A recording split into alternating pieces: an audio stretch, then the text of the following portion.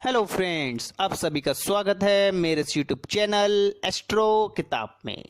Welcome to all my friends. आज मैं आपसे जिस किताब के बारे में बात करूंगा, मैं मानता हूं उस किताब के अंदर जो ज्ञान है वो एक ऐसा ज्ञान है जो आपको रोगों के बारे में बताता है। आज के टाइम पे आप जानते हैं कि मेडिकल एस्ट्रोलॉजी कितना बड़ा एक रूप ले चुकी है।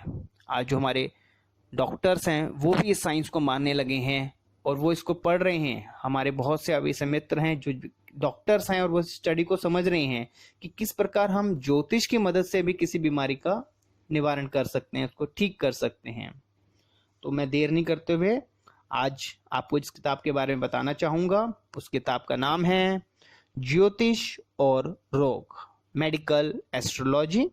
ज्योतिष शास्त्र द्वारा रोगों की विवेचना के बारे में आपको बताया गया है इस किताब के अंदर। तो आइए जानते हैं किस प्रकार का ज्ञान है इस किताब के अंदर। इस किताब के आप पहले ही चैप्टर में आप जानेंगे कुछ भौतिक सिद्धांत जो हमारे हैं इसमें माने जाते हैं ज्योतिष की पृष्ठभूमि में हेतु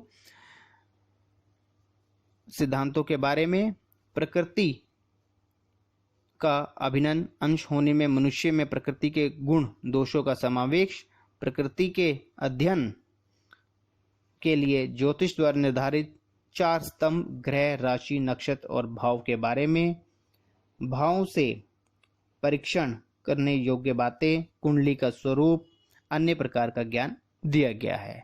तो आपने समझा कि पहले ही लेसन में हम एक समरी या ब्रीफ में बताया गया किस प्रकार ज्योतिष हमारे शरीर के से जुड़ी हुई है, किस प्रकार से।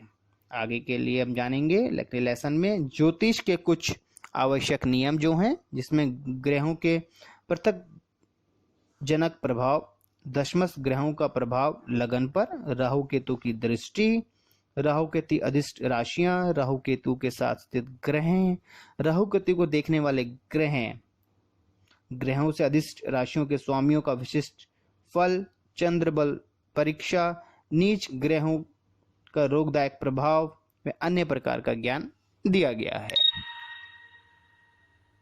अगले लेसन में हम जानेंगे जन्म कुंडली बनाने की एक सरल विधि भी देखिए आपको इस किताब में दी जा रही है।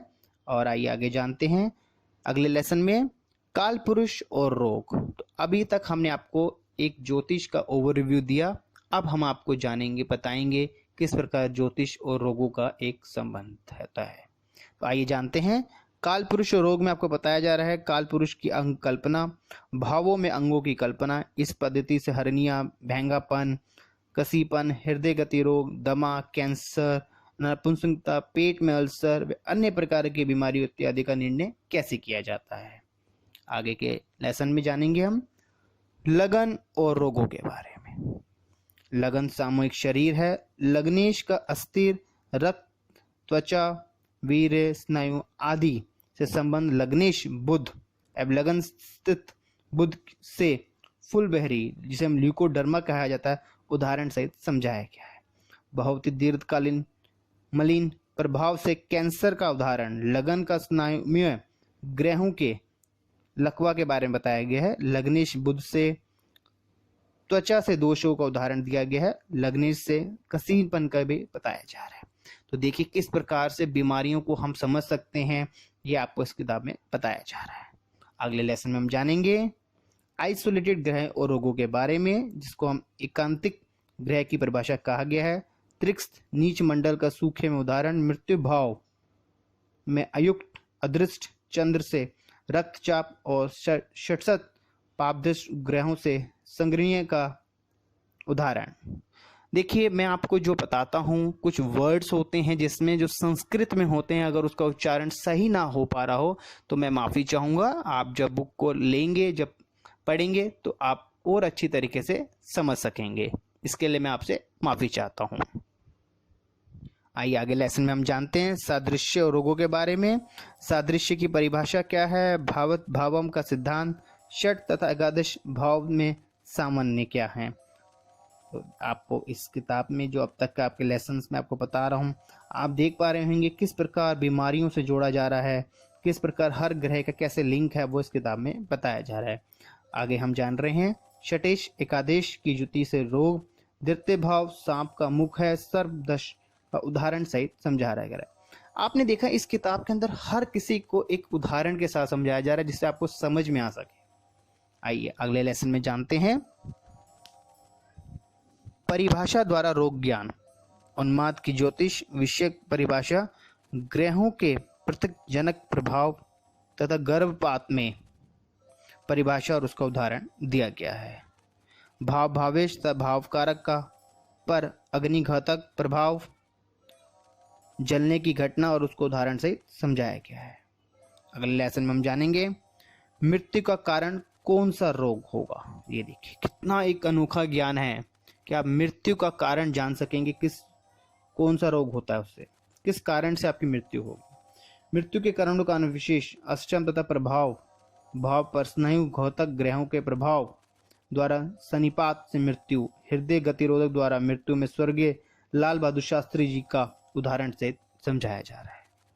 अगले लेसन में हम जानेंगे सुदर्शन पद्धति और रोगों के बारे में, जिसमें आपको सुदर्शन का ज्योतिष शास्त्र में महत्व, सिर के भयानक रोगों से में सुदर्शन के प्रयोग से काल पुरुष के प्रथम अंगों द्वारा ज्ञान एवं उदाहरण, सुदर्शन तथा निर्दयता बड़े मस्से का ज्ञान, पोलियो रोगों में स्नायु तथा पट्टों का विचारों का सुदर्शन में बताया गया है।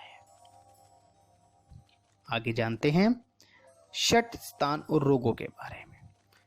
षटेश के परिवर्तन योग द्वारा रोगों का ज्ञान, षटस्थ राहु अधिष्ठ राशियों का स्वामी रोग देता है, संतान को पोलियो का उदाहरण भी इस किताब में बताया जा रहा है। अगले लेसन में हम जानेंगे केंद्र अधिपति और रोगों के द्वारा।